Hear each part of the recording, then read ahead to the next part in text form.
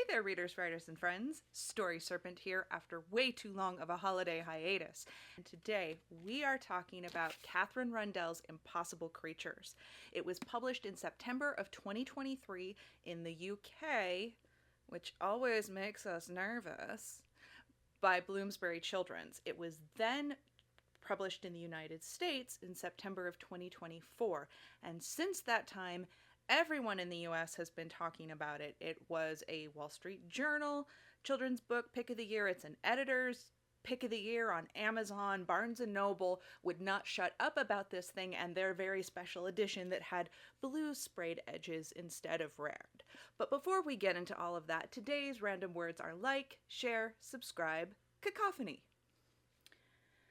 So Impossible Creatures by Katherine Rundell. What does the book have to say about itself? The day that Christopher rescued a drowning baby griffin from a hidden lake would change his life forever. It's the day he learned about the archipelago, a cluster of unmapped islands where magical creatures of every kind have thrived for thousands of years, until now.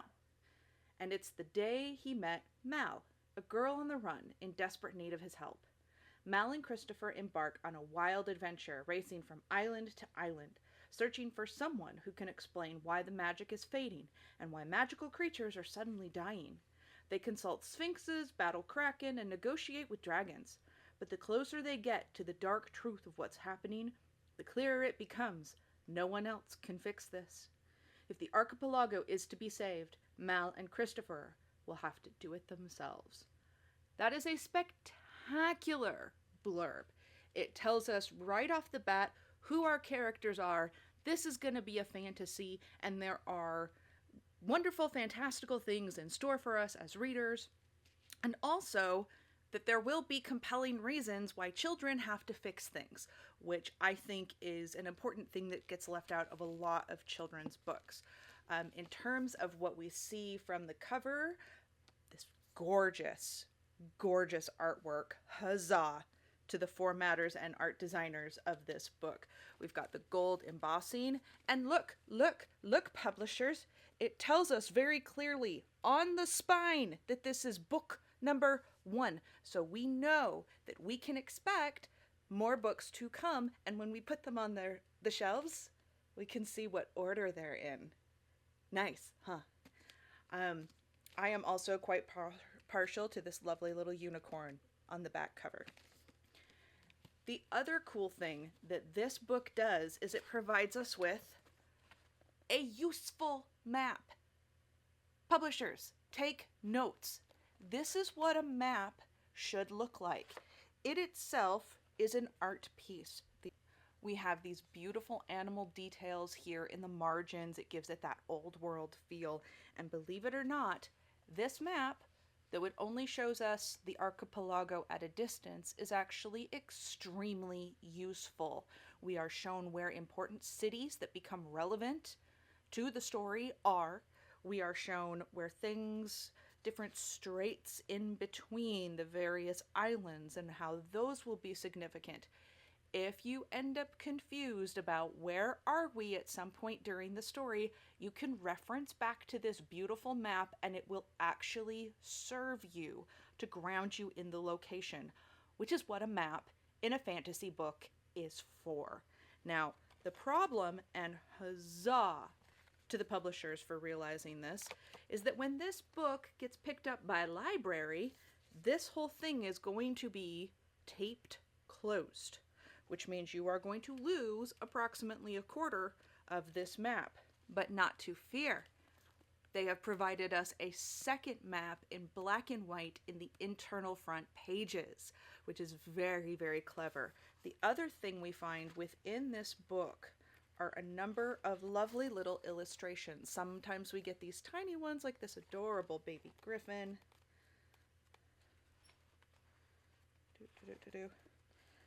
And sometimes we get incredible double-page spreads. The lovely thing about these illustrations is that they don't try to be overly realistic, and they never show us Christopher or Mal's face full on, so we are allowed to still use our imaginations somewhat about what these characters look like. In terms of the prose, let me just give you a sampling from the very beginning of this book, which is called, in the most apropos way, The Beginning. It was a very fine day until someone tried to eat him. It was a black, dog-like creature, but it was not like any dog he had ever seen. It had teeth as long as his forearm and claws that could tear apart an oak tree. It says, therefore, a great deal in Christopher Forrester's favor that he refused, with speed and cunning and courage, to be eaten. Now, if that doesn't set your giddy little reader heart, fan heart, whatever kind of heart you got beaten in your chest, a light and a flutter, I do not know what will. We are introduced, shockingly, to a male protagonist who is described as cunning and courageous and swift, I think. We are given a very positive picture of a young male protagonist, which, let's face it, coming out of England right now is a rarity. Unfortunately, our female character Mal, though she does have a number of excellent traits, and we are shown how she has to, as she is teaching herself to do certain things, she has to struggle. There are broken bones. We are told that this thing she can now do was a process that was painful, that she struggled through, which I appreciate. We know that the baby griffin is going to factor in, and though Christopher is credited with saving him in the blurb, Mel saved him first, which gives us a reason to like her very much.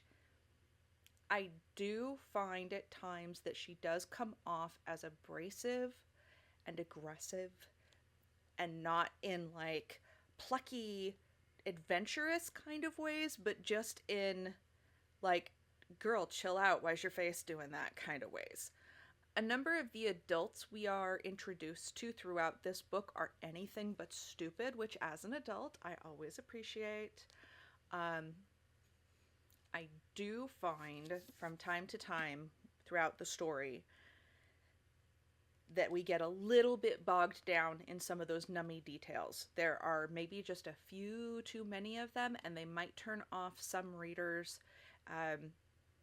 just because they're having a hard time getting through some of the chapters, or they might get to an end of a chapter and stop and kind of forget to come back. As far as other character tropes go, we end up with a smuggler with a heart of gold, a feisty, fantastical creature who's enabling him, and we do end up with an individual who is an oceanographer and yet seems to be capable of doing literally all the things. It's the one character that I'm like, can we give her a flaw or two, other than she's a little standoffish. In terms of themes go, there's definitely some feminism in here, which we should not be at all surprised given the sourcing. There's also a very deep-seated mistrust of anyone with money. The few characters we are introduced to who do seem to be wealthy are either wealthy or important. They either seem very aloof, they don't care, they have no compassion, or they are actively corrupt and are trying to hide their corruption. And I don't love that we have to choose at one point between accepting the aid of a corrupt individual or letting someone die. It's an interesting ethical dilemma, maybe for older teens, certainly for adults. There's a lot of trying to decide which is worse. Do we allow an enemy in? Do we make an ally of someone we think is despicable in order to achieve a positive end? These are ethical questions for older individuals. I don't think it belongs in a middle grade. I'm not sure a 10, an 11, a 12-year-old is gonna understand those subtleties. I don't think they quite have the brain development for that yet. Not just yet. Other than that, It was fantastical. Now, I will tell you, it is a hopeful ending, but it's not a fairy tale ending. So if you have a kiddo who struggles with tragedy when they are reading books, this might not be the series for them until we have more books in the series, which, hey, book 2 is up for pre-order. Until we can be certain whether or not the ending is truly a happy ending to the series, you might want to hold off. If you've got a kid who can roll with it, who maybe enjoys the occasional tragedy or a good cry, which I shed a tear or two, let me tell you, it's done really well. Might not be for some, will definitely be for others. As far as the story Serpent is concerned, Impossible Creatures by Katherine Rundell is a best beach read. It was so close of pitch perfect. It dang near stuck the landing. And in fact, it came so close. I was so disappointed when getting into this beautiful bestiary that they have at the end talking about all these wonderful creatures. We do have one mention of a lesbian relationship in here for no apparent reason. It's like, what? We couldn't go a whole book with men and women in heteronormative relationships. They couldn't do it. It's Britain. What do you expect? But as long as you're aware that that's in here, make your own choices. You know your kids. Anyway, that's all the story Serpent has for today. Read on. Write on. Stay sharp.